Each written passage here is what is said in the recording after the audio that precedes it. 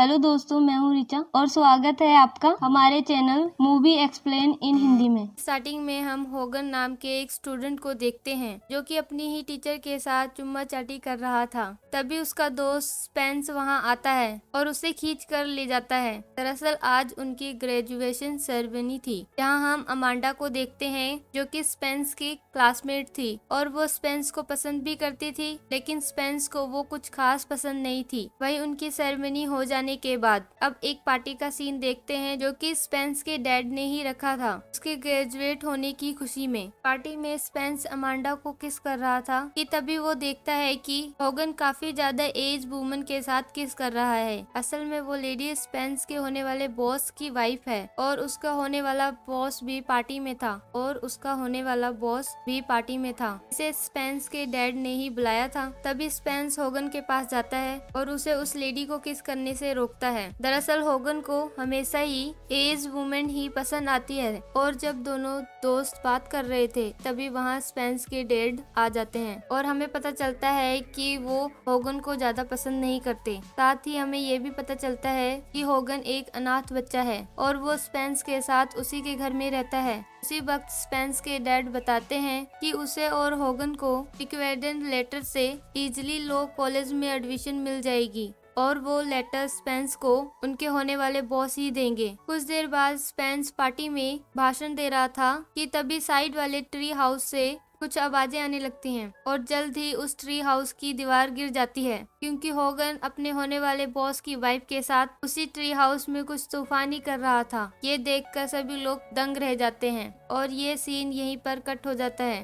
अगले सीन में स्पेंस के डैड होगन की ले रहे होते हैं क्योंकि उसकी इस हरकत से क्या होने वाला बॉस नाराज हो गया था और उसने उनको जॉब देने से इनकार कर दिया था। इस तरह स्पेंस अपने डैड को रोकता है और पूछता है कि अब वो आगे क्या करेंगे। इस पर उसके डैड बताते हैं उनकी नजर में एक और लॉ कंपनी है जहाँ के रिकमेंडर लेटर से उन दोनों को लॉ कॉलेज में एडमिशन मिल जाएगी। स्पेंस का डैड होगन को वहाँ नहीं भेजना चाहता था, लेकिन स्पेंस की मॉम के कहने पर उसके डैड मान जाते हैं। अगले दिन हम उन दोनों को उस कंपनी में देखते हैं जहाँ वो उस कंपनी के बॉस मिस्टर स्ट्रैक को इंटरव्यू देने के लिए जाते हैं, पर वहाँ बैठे हुए उनको काफी देर हो जाती है। तभी उस कंपनी की रिसेप्शनिस्ट मिस्टर टैग को कॉल करके याद दिलाती है कि उन्हें इंटरव्यू लेना है और सरप्राइजली मिस्टर टैग कंपनी का काम करने की बजाय अपनी गन की नाली को साफ कर रहे थे। साथ ही वो टेबल के नीचे से अपनी पिचकारी भी किसी एम्प्लॉय के मुंह से साफ करवा रहे थे। वहीं कंपनी का दूसरा पार्टनर केनराग अपने जंगल साफ कर रहा था और तीसरे वाला यानी कि अर्चिबाल्ड अपने केबिन में ड्रग्स लेते हुए गोल शॉट मार रहा था। खैर इन नमूनों पर ध्यान न देते हुए हम आगे देखते हैं कि वो रिसेप्शनिस्ट होगन और स्पेंस को टैग के केबिन में ले जाती है, लेकिन रास्ते में रिसेप्शनिस्ट के हाथों से कुछ गिर जाता है। इसे उठाने के लिए वो नीचे झुकती है और वो सीन देखकर होगन फिर से गर्म हो जाता है, लेकिन किसी तरह स्पेंस उसे संभाल लेता है। अब अगले दिन से दोनों अपनी जॉब स्टार्ट कर देते हैं, जहां आर्चीबाल्ड कार नाम के एम्प्लॉय को काफी तंग कर रहा था। आर्चीबाल्ड की बातें सुनकर कार्ल का रोना आ जाता है, इसलिए स्पेंस उसके पास जाकर उसे सपोर्ट करता है। तभी उनके ऑफिस में एक लेडी आती है, जिसे देखते ही स्पेंस लट्टू हो गया था। इसके कुछ देर बाद आर्चीबाल्ड दोनों को अपने केबिन में बुलाकर उनसे अपने नाखून साफ करवाता है। अब अगले दिन दोनों जब अपना काम कर रहे थे तभी स्ट्रैक दोनों को अपने केबिन में बुलाकर एक काम देता है, इसमें उन्हें एक आदमी के कार के टायर फाड़ने थे। असल में उस आदमी का कोई केस कोर्ट में चल रहा था जिसकी आज डेट थी, लेकिन वो कोर्ट में जाने से लेट हो जाए इसलिए स्टैक ने दोनों को टायर फोड़ने का काम दिया था। साथ ही वो एक डिवोर्स पेपर पर साइन करके दोनों दोस्त को कहता है ये पेपर उन्हें उसकी वाइफ को देना है। असल में स्टैक की वाइफ उससे डिवोर्स लेना चाहती थी और काफी समय बाद स्टैक डिवोर्स देने के लिए माना था, जिसके बाद दोनों दोस्त उस आदमी के गाड़ी के टायर फोड़ देते हैं और डिवोर्स पेपर लेकर स्टैक के घर चले जाते हैं। डोर बेल बजने पर आर्चीबाल्ड की वाइफ टेडी आती है। वहीं जब वो घर के अंदर जाते हैं तब हमें कई लेडीज को पार्टी करते हुए दिखाया जाता है। असल में वहाँ किटी पार्टी चल रही थी और वहाँ सिर्फ मैच्योर लेडीज थी। तभी वहाँ एडिट आ जाती है, जिसके साथ होगन ट्री हाउस में इंटीमेट हुआ था और वो होगन से कहती है कि क्यों ना अपने कुछ दोस्तों को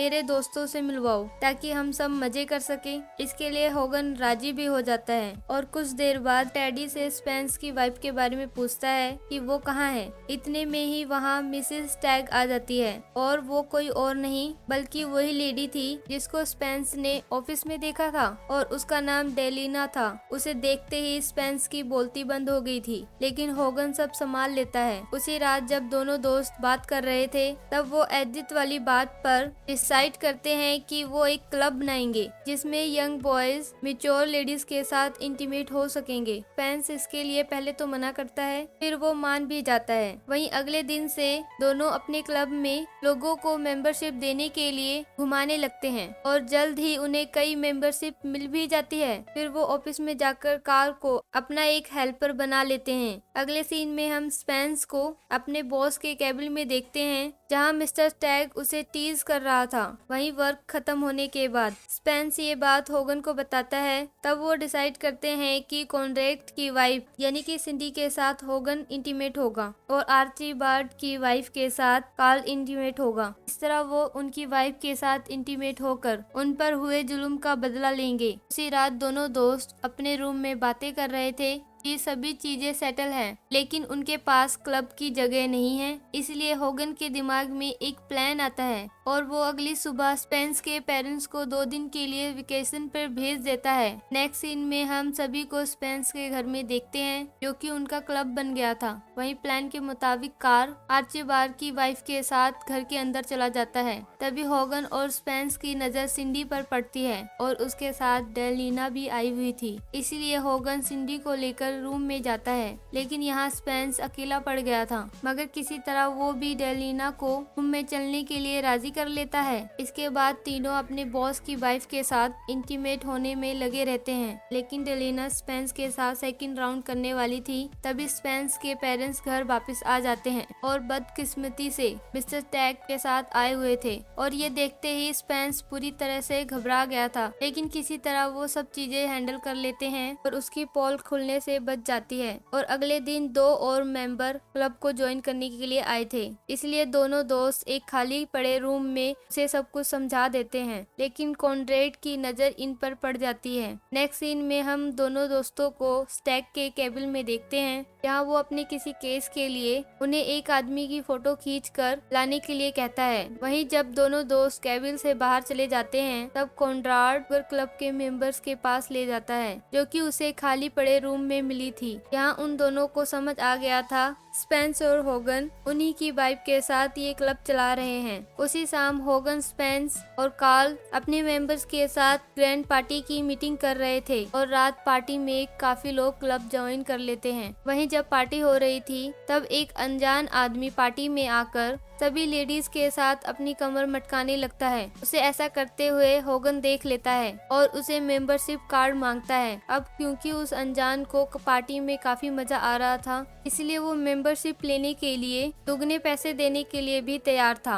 लेकिन जब होगन उस आदमी से पैसे लेने के लिए आगे बढ़ता है तभी पुलिस की कार आती है और वो उन दोनों दोस्त को पकड़ लेती है, क्योंकि ऐसा खुलेआम सेक्स क्लब चलाना लॉ के अगेंस्ट है। असल में वो अनजान आदमी भी एक पुलिस ऑफिसर ही था और उसे किसी और ने नहीं बल्कि मिस्टर ट्रैक ने ही गूगल क्लब के बारे में खबर दी थी। गाइस, दोनों दोस्त एज अ सिंपल क्लब की तरह ही इस क्लब को चला रहे थे जहां बस डांस वांस होता है। असल में उस क्लब में क्या होता है ये सिर्फ उस क्लब के मेंबर्स को ही पता था, इसलिए उस ऑफिसर ने सब चीजें जान लेने के बाद उन्हें अरेस्ट कर लिया था। वहीं जेल में स्पेंस और होगन के बीच लड़ाई हो जाती है। इसमें स्पेंस कहता है कि वो होगन के साथ अपनी लाइफ में आगे नहीं बढ़ सकता। कुछ देर बाद स्पेंस के पेरेंट्स दोनों की बेल करवा देते हैं, लेकिन उन पे केस फाइल हो चुकी थी। इसके बाद जब स्पेंस अपने पेरेंट्स के साथ घर जा रहा था तब वो होगन को वहीं छोड़ देता है, इसीलिए वो अपनी टीचर के घर चला जाता है जिसे उसने मूवी की स्टार्टिंग में किस करा था। अगले दिन उनकी कोर्ट में डेट थी और कार्ली उनका लॉयर था, मगर वो कोर्ट आने में देर कर देता है, जिसके कारण जज उन्हें 3 हफ्ते बाद की तारीख देती है। उस दिन की रात होगन कार्ले के घर ही बैठा था और कार्ल ऑफिस में हुई एक बात को बताता है जिसमें कॉनरेड ने कहा था कि अगर होगन के पास कार होती उस कार में बम फिट करवा के होगन को मरवा देता। अब ये सुनते ही होगन के दिमाग में एक प्लान आता है। फिर वो कार्ल से कहता है कि वो कॉनरेड से यही चीज दोबारा बुलवाएगा और उसे अपने कैमरा में रिकॉर्ड कर लेगा। वहीं प्लान के मुताबिक कार्ल ऑफिस जाकर जैसे तैसे अपना काम कर देता है। साथ ही वो कार का एक एड्रेस और नंबर कॉन्ट्रैक्ट को दे देता है और कहता है कि ये होगन की ही कार है। उसी रात कुछ आदमी होगन की कार में बम फिट कर रहे थे, लेकिन तभी पुलिस फोर्स आकर उन लोगों को अरेस्ट कर लेती है। असल में ये सब होगन का ही प्लान था, जो कि सक्सेसफुल भी हो गया था। अगले दिन मिस्टर स्टैक की कंपनी में पुलिस की रेड पड़ जाती है और उस बम स्टैक को टेररिस्ट अटैक मानकर पूरी कंपनी ही बंद कर दी जाती है। ये बात होगन स्पेंस को बताता है। साथ ही वो ये भी बताता है कि अब वो ये केस जीत जाएंगे, इसलिए स्पेंस उसके साथ वापस से दोस्ती कर लेता है। उस वक्त स्पेंस अमांडा के साथ शादी करने वाला था, लेकिन एन वक्त पर ही होगन के साथ दोस्ती कर लेता है। अगले सीन में हम दोनों दोस्तों को और कार्ल को कोर्ट के एक रूम में देखते हैं, लेकिन जज के आने से पहले ही कार्ल रूम से बाहर चला जाता है। वहीं जब जज रूम में आती है तो होगन उसके साथ फ्लर्ट करने लगता है और सरप्राइजली वो केस भी जीत जाते हैं, और ऐसा इसलिए क्योंकि उनके पास प्रूफ भी था कि वो लीगल काम कर रहे थे। प्लस वो जज भी गूगल क्लब की मेंबर थी। उसी वक्त जज और स्पेंस एक दूसरे को पैशनेटली किस भी करने लगते हैं और कुछ दिनों बाद उनका क्लब पहले की तरह ही चलने लगता है और इसी तरह उस बिजनेस से एक टूरिस्ट बस खरीद कर कहीं घूमने चले जाते हैं। जिसके बाद ये मूवी यहीं पर खत्म हो जाती है।